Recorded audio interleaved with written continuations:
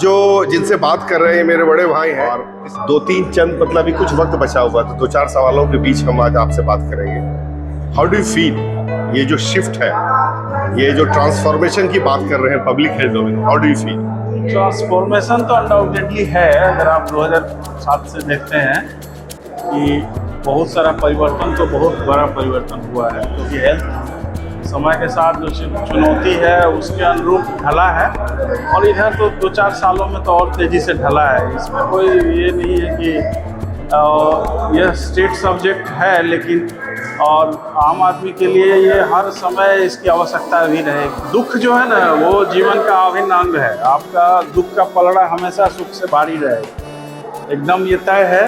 तो दुख का पलड़ा भारी रहेगा तो दुख के निदान का उपाय भी इसी में ही है।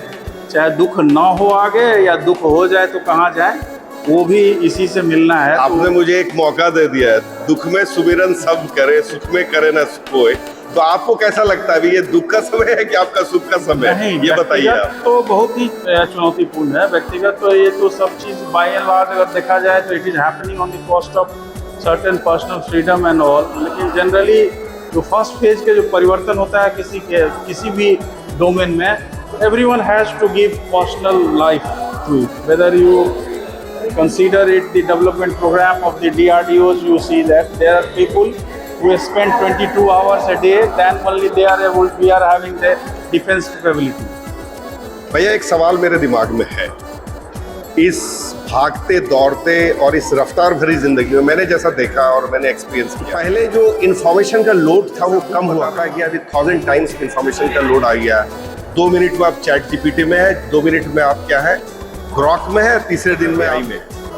ऐसे स्टेज में अपने आप को, जिसको बोलते हैं ना कि distraction of concentration is very hard. As a public health practitioner how do you suggest कि किस तरीके से आप अपने आप को कूल काम और आगे बढ़ने के लिए बताएं? यह है कि जब ये बहुत से खास के भारतीय परंपरा में जो टेक्निक्स खोजे गए हैं, जिसमें मान्यताओं का अंतर से, जैसे कि मान्यता क्या है कि आत्मा सब लोगों के शरीर में है और अलग अलग है, आत्मा सर्वव्याप्त है, और उसमें जो शांति का मार्ग है कि आप उच्चतम रचनात्मकता में रहें, अंत भी रहें, उसके लिए जो बेस्ट है वो है कि आप जिस काम में हैं तो काम उसमें आपको वर्तमान में रहना पड़ेगा, वो आदत डालना पड़ेगा। Exactly. जैसे अब उसको आसान बनाने के लिए बहुत सारा लोग नाम दे रहा है उसको, वो एकदम ब्रह्मांड में समझिए कि अटल है कि आपको you have to get absorb with whatever you are doing, and then doing is,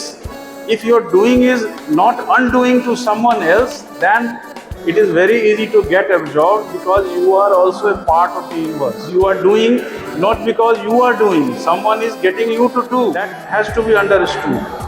And because we have created hyper load of hypocrisy, that's why we are restless. Whatsoever with the load of the information, there cannot be disturbances or anything like that. We have to set that load of hypocrisy. Our hand and mouth basically have a wide gap. What we do, we don't say, we don't do. That's very nice भैया. You want to say that मतलब we have to be slow. Yes. दो मतलब in French word. ना यहाँ एक plug लगा हुआ है. Exactly yeah. तो ये जो प्लग लगा हुआ है वह पावर है.